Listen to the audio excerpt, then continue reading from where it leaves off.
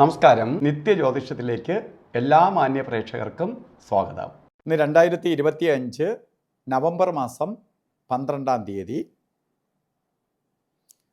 1201-ാം ആണ്ട് തുലാമാസം 26-ാം തീയതി ബുധനാഴ്ച. ബുധനാഴ്ചയാണ്, നല്ല ദിവസമാണ്. ബുധൻ പ്രവൃത്തികാരകനാണ്. പക്ഷേ ഇന്നത്തെ നക്ഷത്രം ആയില്യ നക്ഷത്രമാണ്, ശുഭനക്ഷത്രമല്ല. ശുഭദിനമാണ്, ശുഭനക്ഷത്രമല്ല. അപ്പോൾ ഇന്നൊരു 50-50 ഫലത്തെ തരുന്ന ദിവസമാണ്. അപ്പോൾ നമുക്ക് അത്യാവശ്യമാണെങ്കിൽ മാത്രം ഓരോ കാര്യങ്ങൾ ചെയ്യുക, അല്ലെങ്കിൽ മാറ്റിവെക്കുക. അതാണ് ഇന്നത്തെ ദിവസത്തിൻ്റെ പ്രത്യേകത. ഇപ്പോൾ തുലാമാസത്തിലെ നമുക്ക് ഇന്നത്തെ ദിവസം ഞാൻ പറഞ്ഞു 50-50 ആണ്. പക്ഷെ തുലാമാസത്തിലെ ആയില്യ നക്ഷത്രം ബർത്ത്ഡേ ആയിട്ട് വന്നിട്ടുള്ളവർക്ക് ഒരു വർഷത്തെ ഫലത്തെ ചിന്തിക്കുമ്പോൾ നിങ്ങൾക്ക് വളരെ ഭാഗ്യദായകമായ അവസ്ഥകളുണ്ടാവും. കാരണം തൊഴിൽപരമായി ബുദ്ധിമുട്ടി നിൽക്കുന്നവർക്ക്, അതായത് നല്ല ജോലി കിട്ടാതെ, അല്ലെങ്കിൽ ജോലിയിൽ പ്രമോഷൻ ഇല്ലാതെ, മറ്റ് ഇൻക്രിമെൻ്റ് ഒന്നും കിട്ടാതെ വിഷമിച്ചിരിക്കുന്നവർക്ക് നിങ്ങൾക്ക് പ്രതീക്ഷിക്കാത്ത വിജയം വന്നു ചേരും. സാമ്പത്തിക നേട്ടം വരും, ഉയർച്ച ഉണ്ടാവും. അതുപോലെ ബിസിനസ് ആദ്യ കാര്യങ്ങൾ നടത്തി തകരാറിൽ പൊയ്ക്കൊണ്ടിരിക്കുന്നവർക്ക്, ഇപ്പോൾ പൊതുവേ ആയില്യ നക്ഷത്രക്കാർക്ക് 12-ൽ വ്യാഴം നിൽക്കുന്ന സമയമാണ്, നല്ല ടൈറ്റായി പൊയ്ക്കൊണ്ടിരിക്കുന്ന സമയമാണ്. അതിൽ വേനലിലൊരു മഴ പോലെ കുറച്ച് വ്യത്യാസം ഉണ്ടാവുന്ന ഒരു സമയവും കൂടിയാണ്. അപ്പോൾ നമ്മൾ ഇറങ്ങുന്ന കാര്യങ്ങൾക്ക് വിജയസാധ്യത വരും. അപ്പോൾ തൊഴിൽ പുരോഗതി, ബിസിനസ്സിൽ പുരോഗതി ഉണ്ടാവും. പുതിയ സംരംഭങ്ങൾ സ്റ്റാർട്ട് ചെയ്യാം. അതേപോലെ പഠിക്കുന്ന കുട്ടികൾക്ക് വിദ്യാപരമായിട്ട് വളരെ പുരോഗതി ഉണ്ടാവും. വിദ്യാഭ്യാസപരമായി നേട്ടത്തെ കൊടുക്കുന്ന സമയമാണ്.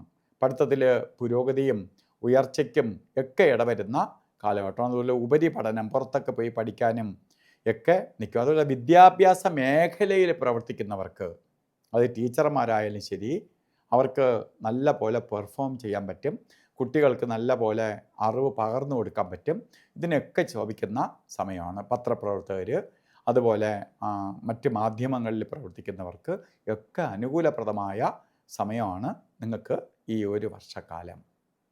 ഇന്ന് നമ്മൾ ഓരോ നല്ല സമയം, ഒരു മധ്യമമായ സമയമാണ്. ഓരോ കാര്യത്തിന് ഇറങ്ങുമ്പോൾ ശ്രദ്ധിക്കണം. കാരണം രാവുകാലം നോക്കി, രാവുകാലം ഉച്ചയ്ക്കാണ് വരുന്നത്, 12 തൊട്ട് 1:30 മണി വരെ. അപ്പോൾ അതിൽ ചെറിയ വ്യത്യാസം ഉണ്ടെങ്കിൽ പോലും നമുക്ക് രാവുകാല സമയത്ത് ശുഭയാത്രയ്ക്ക് പാടില്ല. ശുഭകാര്യങ്ങൾക്ക് യാത്ര ചെയ്യുമ്പോൾ ഈ സമയം ഒഴിവാക്കുക. 12:09 തൊട്ട് രാവുകാലം തുടങ്ങും. 1:35 വരെ ഉള്ളൂ. ചെറിയ വ്യത്യാസം, 9 മിനിറ്റിൻ്റെ വ്യത്യാസമേ ഉള്ളൂ. ഈ സമയം ശുഭയാത്രയ്ക്ക് എടുക്കരുത്. എടുക്കാൻ പാടില്ലാത്ത 2 സമയങ്ങളാണ് ഗുളികകാല സമയവും യമകണ്ഠകാല സമയവും.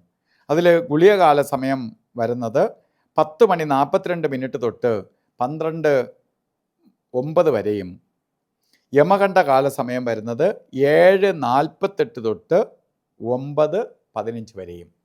ഈ സമയം ഒരു ശുഭകാര്യങ്ങൾക്കും എടുക്കരുത്. ഇന്ന് നമുക്ക് ചില കാര്യങ്ങൾ ചെയ്തേ തീരുള്ളൂ എന്ന അവസ്ഥ വരികയാണെങ്കിൽ അഭിജിത്ത് മുഹൂർത്തത്തിന് പ്രാധാന്യം കൊടുക്കണം. അപ്പോൾ അഭിജിത്ത് മുഹൂർത്തം വരുന്നത് 11:45 തൊട്ട് 12:33 വരെയാണ്. ഇതിനെ ഇടയ്ക്ക് വെച്ച് ഒരു 4 മിനിറ്റ് മാത്രമേ, 48 മിനിറ്റിൽ 4 മിനിറ്റേ കൊള്ളാതെ ഉള്ളൂ. അത് 12:07 തൊട്ട് 12:11 വരെ. ഈ 4 മിനിറ്റ് ഒഴിച്ച് ഈ 44 മിനിറ്റും നമുക്കെടുക്കാം. അപ്പോൾ ഈ അഭിജിത്ത് മുഹൂർത്തം എടുക്കണം. അപ്പോൾ നമ്മൾ വിചാരിക്കും ഈ രാവുകാല സമയമൊക്കെ അഭിജിത്ത് മുഹൂർത്തത്തിൽ കയറി വരുന്നുണ്ടല്ലോ എന്ന് വിചാരിക്കാം. അഭിജിത്ത് മുഹൂർത്തം രാവുകാലം ഒന്നും ബാധകമല്ല. കാരണം രാവുകാലം യാത്രയ്ക്ക് മാത്രമേ ബാധകമുള്ളൂ. അതുപോലെ ഇന്ന് ഓരോ കാര്യങ്ങൾക്ക് നമ്മൾ യാത്ര തിരിക്കുമ്പോൾ വസ്ത്രധാരണം ശ്രദ്ധിക്കണം.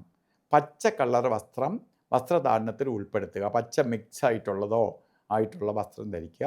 ഇല്ലെങ്കിൽ ഒരു കർച്ചീപ്പായിട്ടെങ്കിലും ഒരു പച്ച തുണി കയ്യിൽ കരുതുന്നത് ഭാഗ്യദായകമായി തീരും. കാരണം ബുധൻ്റെ കളറാണ്. ബുധൻ്റെ പോസിറ്റീവ് എനർജി നമ്മളിലേക്ക് ആഗിരണം ചെയ്യാൻ സഹായിക്കും. അപ്പോൾ ഇന്നത്തെ ദിവസം എല്ലാവർക്കും നല്ലത് വരട്ടെ എന്ന് പ്രാർത്ഥിച്ചുകൊണ്ട് നിർത്തുന്നു. നന്ദി, നമസ്കാരം.